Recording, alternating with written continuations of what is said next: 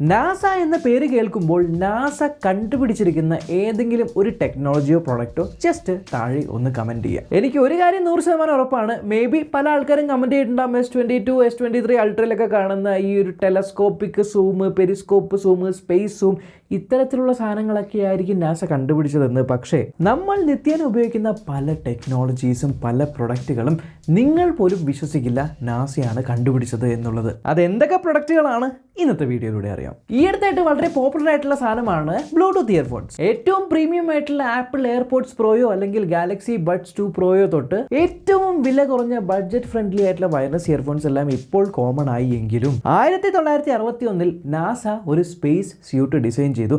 അത് ടെസ്റ്റ് ചെയ്യാനായിട്ട് ഓഷനിന്റെ അടിയിലേക്ക് ആ ഒരു സ്പേസ് സ്യൂട്ട് ഇട്ടു. പക്ഷെ നിർഭാഗ്യവശാൽ അത്രയും ഒരു പ്രഷർ ആ ഒരു സ്പേസ് സ്യൂട്ടിന് താങ്ങാനായിട്ട് പറ്റിയില്ല എന്നുള്ളത് കൊണ്ട് ആ ഒരു വയർ കണക്ഷൻ വിട്ടുപോയി. അതോടുകൂടി ആ ഒരു സ്പേസ് സ്യൂട്ടുമായിട്ടുള്ള കമ്മ്യൂണിക്കേഷൻ നഷ്ടപ്പെട്ടു. സോ ഇത്തരത്തിലുള്ള സാഹചര്യങ്ങളിൽ നമ്മൾക്ക് വയേർഡ് ആയിട്ടുള്ള കണക്ഷൻസ് പറ്റില്ല, നമ്മൾക്കൊരു വയർലെസ് കമ്മ്യൂണിക്കേഷൻ ടെക്നോളജി വേണം എന്നുള്ള ആശയം കൊണ്ടുവന്നതും പെസിഫിക് പ്ലാൻട്രോണിക്സ് എന്ന് പറഞ്ഞ കമ്പനിയെ വിളിച്ചു വരുത്തി അവരുമായിട്ടുള്ള കൊളാബറേഷനിലാണ് ഏറ്റവും ആദ്യമായിട്ട് നാസ വയർലെസ് ഹെഡ്ഫോൺസ് കണ്ടുപിടിച്ചത്.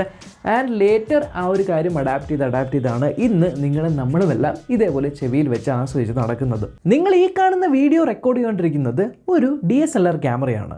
ഫോട്ടോ എടുക്കാത്തതായിട്ട് ഇന്നത്തെ കാലത്ത് ആരും തന്നെ ഉണ്ടാവില്ല. എല്ലാവരുടെയും സ്മാർട്ട് ഫോണിലുള്ളൊരു കാര്യമാണ് ഈ ഒരു ഡിജിറ്റൽ ക്യാമറ. പക്ഷേ ഏറ്റവും ആദ്യം ഒരു ഡിജിറ്റൽ ക്യാമറയുടെ കൺസെപ്റ്റ് ഡെവലപ്പ് ചെയ്തത് നാസയുടെ ജെറ്റ് പ്രൊപ്പൽഷൻ ലാബിലാണ്. ജെറ്റ് പ്രൊപ്പൽഷൻ ലാബിലുള്ള ഒരു എഞ്ചിനീയറാണ് Eugen Lali. 1960 mosaic photo sensor ഉപയോഗിച്ച് ലൈറ്റുകളെ നമ്മൾക്ക് ക്യാപ്ചർ ചെയ്ത് അത് ഡിജിറ്റലി കൺവെർട്ട് ചെയ്യാനായിട്ട് പറ്റും എന്ന് അദ്ദേഹം കണ്ടുപിടിച്ചു. അതുപോലെ തന്നെ ഈ ജെറ്റ് പ്രൊപ്പൽഷൻ ലാബുകാർ ഈ ഒരു ടെക്നോളജിയിൽ കൂടുതൽ ഗവേഷണം നടത്തിയിട്ടാണ് complementary metal oxide semiconductor അഥവാ നിങ്ങൾക്കും നമ്മൾക്കുമെല്ലാം ഇന്നത്തെ കാലത്ത് കോമൺ ആയിട്ട് അറിയപ്പെടുന്ന ക്യാമറകളിലെല്ലാം ഉപയോഗിക്കുന്ന CMOS സെൻസർ കണ്ടുപിടിച്ചത്. ആൻഡ് അങ്ങനെ ആ ഒരു സെൻസർ വളരെയധികം പോപ്പുലർ ആയി DSLR ക്യാമറാസ് വന്നു. ഈവൻ നമ്മുടെ സ്മാർട്ട് ഫോൺസിൽ പോലും ഇപ്പോൾ DSLRനെ വെല്ലുന്ന ക്യാമറകളാണ് വരുന്നത്. ഓക്കെ, നിങ്ങളിൽ എത്ര പേരാണ് ഒരു വാക്യൂം ക്ലീനർ ഉപയോഗിച്ചിട്ടുള്ളത്? അറ്റ്ലീസ്റ്റ് നിങ്ങളൊരു വാക്യൂം ക്ലീനർ കണ്ടെങ്കിലും കാണും. പക്ഷേ നമ്മൾ ഏകദേശം 1 വർഷം മുന്നേ ചെയ്ത ഒരു വാക്യൂം ക്ലീനറിന്റെ വീഡിയോ ഓർമ്മയുണ്ടോ? യെസ്, നമ്മളൊരു ഡൈസൺ എന്ന് പറഞ്ഞ ബ്രാൻഡിന്റെ കോഡ്ലെസ് വാക്യൂം ക്ലീനർ ചെയ്തത്. മൂൺ എക്സ്പ്ലോറേഷന് വേണ്ടി അപ്പോളോയും ബ്ലാക്ക് ആൻഡ് ഡെക്കറും കൂടെ പാർട്ട്ണർഷിപ്പ് നടത്തി ബാറ്ററി ഓപ്പറേറ്റഡ് ആയിട്ടുള്ള കുറേ അധികം ടൂൾസ് ഉണ്ടാക്കിയായിരുന്നു മൂണിൽ യൂസ് ചെയ്യാനായിട്ട്. അതിൽ അവരുണ്ടാക്കിയ ഒരു ടൂളാണ് ഈ ഒരു cordless vacuum cleaner. And yes, ഇന്ന് അത് ഭയങ്കരമായിട്ട് കൊമേഴ്ഷ്യലൈസ് ആയി. നിങ്ങൾക്ക് ഓർമ്മയുണ്ടോ, പണ്ട് കാലത്ത് ഒരു കമ്പ്യൂട്ടറിൻ്റെ അകത്തുള്ള മൗസ് ഇല്ലേ, ആ ഒരു മൗസിന്റെ പുറകിൽ ബോൾ ആയിരുന്നു. അതിനോ പലപ്പോഴും പല ആൾക്കാരും ആ ഒരു ബോൾ ഊരിക്കളഞ്ഞിട്ട് ക്ലാസ്സിൽ നിന്നൊക്കെ പുറത്തായിട്ടുണ്ടാവും.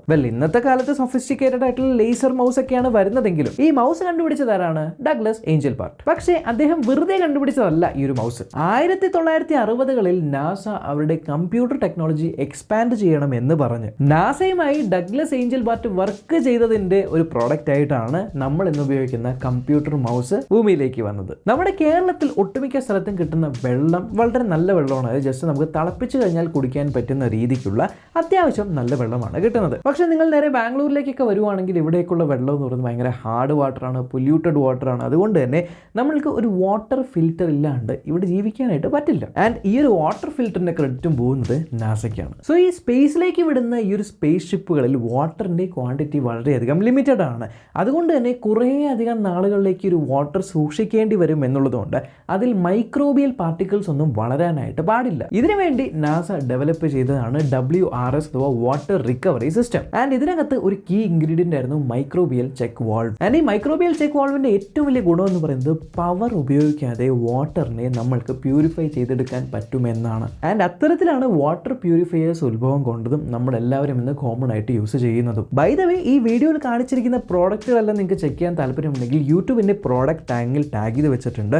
ഓൾസോ എന്റെ കയ്യിലിരിക്കുന്നത് സാംസങ് ഗാലക്സി S23 ആണ്. ചന്ദ്രനെ പോലും വളരെ കൃത്യമായിട്ട് സൂം ചെയ്യാൻ പറ്റുന്ന സാംസങ് ഗാലക്സി S23 അൾട്ര ഇവിടെ ഇരിക്കുമ്പോൾ ഈ കുഞ്ഞൻ S23ക്ക് ഇതേപോലെ മൂണിൻ്റെ ഫോട്ടോസ് എടുക്കാനായിട്ട് പറ്റുമോ? ഈ ഒരു സംശയത്തിൻ്റെ ഉത്തരം ഈ ഒരു വീഡിയോയിലുണ്ട്. സോ നമ്മൾക്കിനി അവിടെ കാണാം.